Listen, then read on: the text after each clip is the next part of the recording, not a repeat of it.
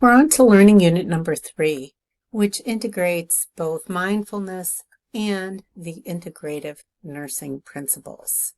And we're going to focus on integrative principle number 6 that speaks to integrative nursing focusing on the health and well-being of caregivers.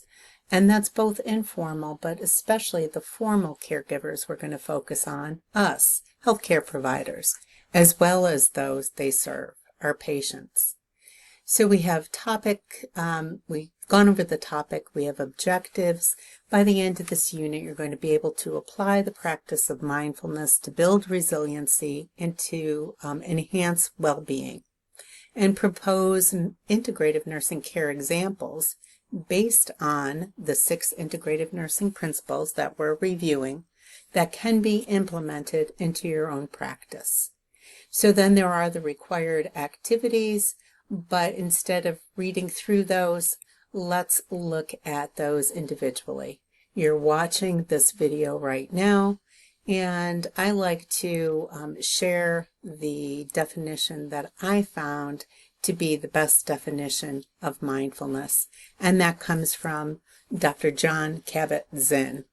And he has been a practicing provider of mindfulness for both patients in the medical healthcare system and healthcare providers for at least 30 years. And his definition of mindfulness is paying attention on purpose in the present moment without judgment. Paying attention on purpose in the present moment without judgment. Is there one part of this that you struggle with more than others? I would say for me it might be without judgment. Typically, even if it's not a real negative judgment, judgment comes in and that's very common. But this is my favorite definition, and I hope it helps you out as we go forward. So the integrative nursing principles I have here as far as the 6. We're whole systems inseparable from and influenced by environments. Human beings have an innate capacity for healing and well-being. I don't know if everybody would agree with that, but as you go through some of the readings, it becomes clear over time. Integrative nursing is person-centered and relationship-based. Nature has healing and restorative properties, and that integrative nursing is informed by the evidence. And it uses a full range of both conventional and integrative approaches, holistic approaches. It's holistic care, employing the least intensive intervention possible depending on the need and context. And again, we've read number 6, that it focuses on health and well-being of caregivers as well as those they serve. So we're going to look at an article and then apply this in a discussion board post about the application of the integrative nursing principles across clinical settings. And this article gives you some great examples so that it'll take you down the path of thinking about your own examples and your own practice. It's by Mary Jo Kreitzer, and she is a leader in the development of integrative nursing. And she has a book that I have also put here. It's an ebook, so you can get it through the Mercyhurst Library by Mary Jo Kreitzer on integrative nursing, in case you want another source or look through it a little bit to see what are some of the other topics that she explores. And then there is a really neat article that I'd like you to take a look at. And when you open it up, it's I think 8 or 9 pages. But let's see if we can make this a little bigger here. It's implementing, sorry, that's cut off for you, I know, but implementing brief mindfulness-based interventions to reduce compassion fatigue. It's written by two DMP nurses, and you can look through and read this. But what I wanted to share with you is, and I'm going to scroll, so sorry about it, but I'm going to scroll down to the last page, because what I really liked was that they disseminated this information. Sorry, where is the very last page? Give me one more minute and I'll start it up for you again. Here we go. So what I really like about this article is, as they disseminated this article, they also did a fast facts. They did a one-page that really summarized what the literature has found and what they did here.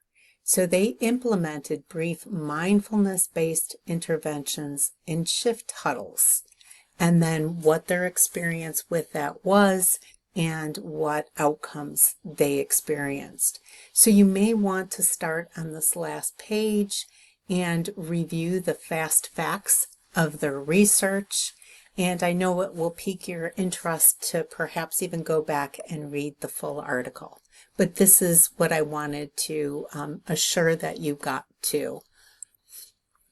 Excellent research study that they did. And our text really looks at Thich Nhat Hanh from Plum Village. And I thought this was just a brief video done a number of years ago, so maybe 12 years ago, with Thich Nhat Hanh and Oprah Winfrey about compassionate or deep listening. And I wanted to introduce you, seeing that the authors did in our book, to Thich Nhat Hanh. Unfortunately, he died a few years ago. I think in 2022 he died, but at the age of 92. So he lived a long life, but he had a beautiful way of speaking and being with and listening. So I wanted to give you that opportunity to meet him, and it's a very short video, as you can see, 3-minute video, to experience what he had to say about deep listening. Now, let's skip over the UCLA mindful awareness piece for a minute and go to the discussion board. And I'm asking you to list all 6 of the integrative nursing principles. Yes, you've got to at least put the theme of each one down. You've got to put the wording down. And then a brief description of that principle in your own words. And then after each of these principles, share one example of nursing care that shows the application of this principle. So again, that article by Kreitzer gives a number of examples, so use this to help you come up with your own. And no replies are required this week. And you have another one of the Cultivating Caritas, like we do every week, and this is going to be on the concept of integrative nursing, and I ask you to read through and do that Cultivating Caritas. So going back to this spot here, the UCLA mindful, let's get it where you can see it, mindful guided meditations. This is an excellent source, and it's going to be really helpful in you completing the assignment that is also due this week. So we'll go over that in a minute, but this is a spot where you can go to get free guided meditations, and they will give you the script as well, the wording for the guided meditations. Not only can you experience them, but you can have the script for those. So there's guided meditations, and if you're on that, which we are here, you be able to scroll down. You can change the language, but you can scroll down and play those mindfulness meditation, and you can also have the transcript. for each one of those. And the same is true, for some reason I should have made my screen a little bit bigger, for the health and wellness meditations. So there are additional ones here, and you can see how long you can play them. So that is going to be a really good resource. I'm not saying you're going to need to use one of these, but what I wanted to offer you a good source. And then you can also download the Mindful app. It's free. I know there's many different mindfulness apps. Some of you maybe have Calm. There's Headspace. There's so many of them that are available. But this one is an excellent one, and it also provides you with a weekly meditation and other important information, I think, especially on getting started if you're not already practicing mindfulness meditation. So I highly recommend this app.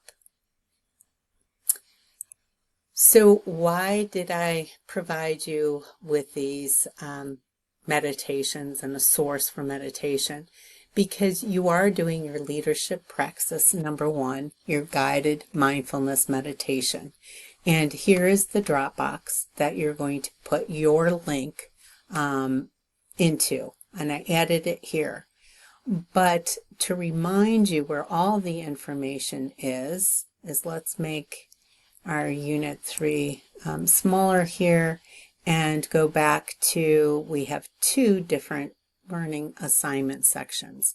This one was for just the discussion board and cultivating caritas, how to do those. You're already showing skill in that. But here are our leadership praxis assignments. So when you click on here, you'll see the guided mindfulness meditation that is due in learning unit number 3, and you're going to click on, and everything that you would need for this assignment is going to be here.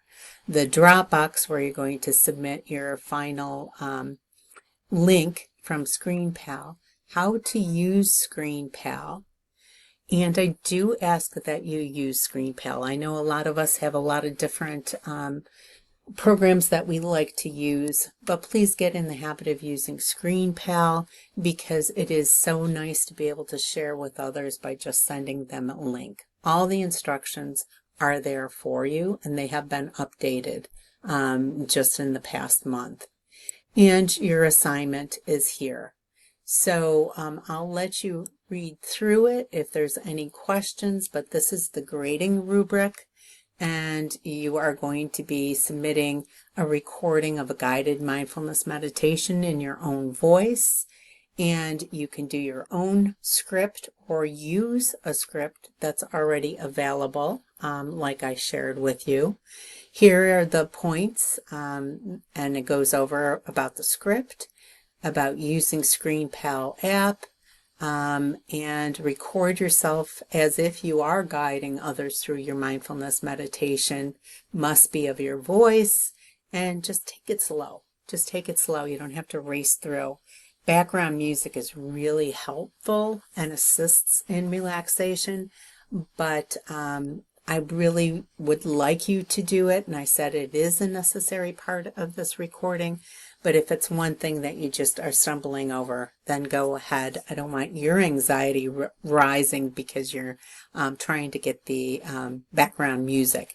And give it a try, because sometimes the background music can really drown out your voice. It can be too loud or it can be too quiet. So give it a try, see how you do. And it must be clear, and you're going to upload a link. And it's a 70-point assignment that you're going to be completing. So again, here are your instructions, step by step, how to use ScreenPal, and a Dropbox where you put your link in.